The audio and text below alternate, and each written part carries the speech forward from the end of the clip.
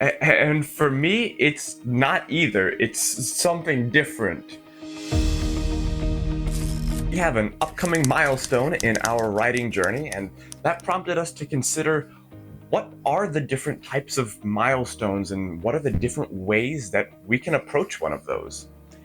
As we're looking at the writing milestone coming up, we'll talk about that just a little bit later. I realized that there are a couple of different ways we can look at a milestone. I can look at it either as a finish line, in which case I may be prompted to just really put in a lot of effort to try to cross that milestone and hit it big and hit it hard.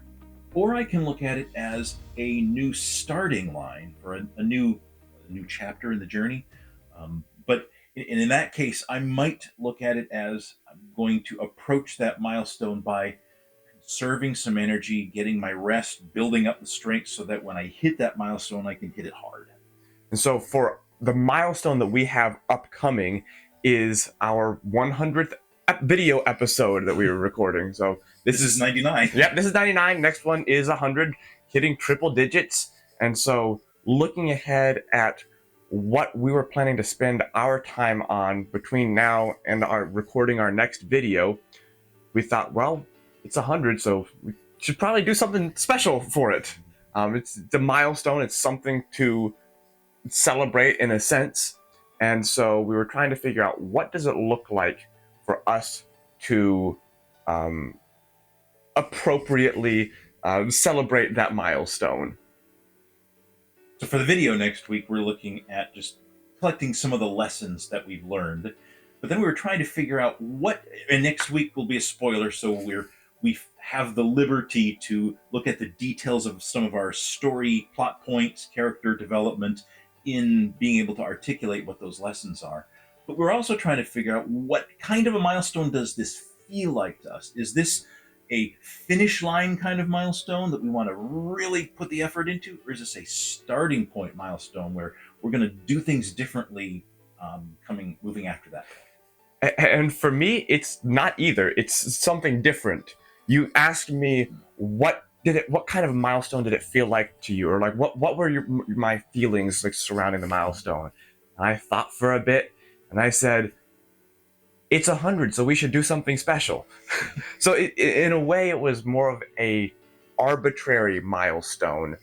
And this is something you mentioned was, as far as like doing something different go after this milestone, we already in our meetings every week take the time to think, is there something that we should be doing different?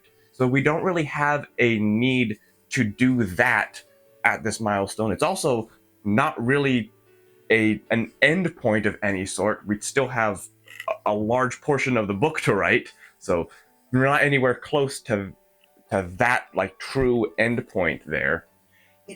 And as you're saying this, I realize it is not a progress defined milestone. It is a calendar like defined milestone, and a progress like milestone. Hey, we finally finished part one, or something like that. That I can see as being more obviously a finish line or a starting line. But I think it's completely valid to look at either a 100th video episode as just a arbitrary milestone that there's no real need to do something different. And I think that this milestone, the way that we're treating it is very similar to how we treated our 1 year milestone. Okay. Mm-hmm. Because if I remember right, for that one in our video, we like to prepare. We went back and basically looked at what are the things that we have learned, or what are the things that surprised us over the journey. And so this milestone is really just a chance for reflection at what has the journey been like? What have we learned? What surprised us? The different things like that, to make sure that we don't forget the important parts of the journey that we have already been on, and that can kind of be a little bit of a motivator to continue on the journey that we are still working towards. You mentioned earlier in our conversation, it's a lot like some people approach New Year's, where the calendar isn't necessarily the real trigger to make a change, because there is a process in place to prompt changes, like you were talking. Every time we have a meeting, we have a what do we want to start, what do we want to stop, what do we want to keep. So that's a very valid way of approaching this.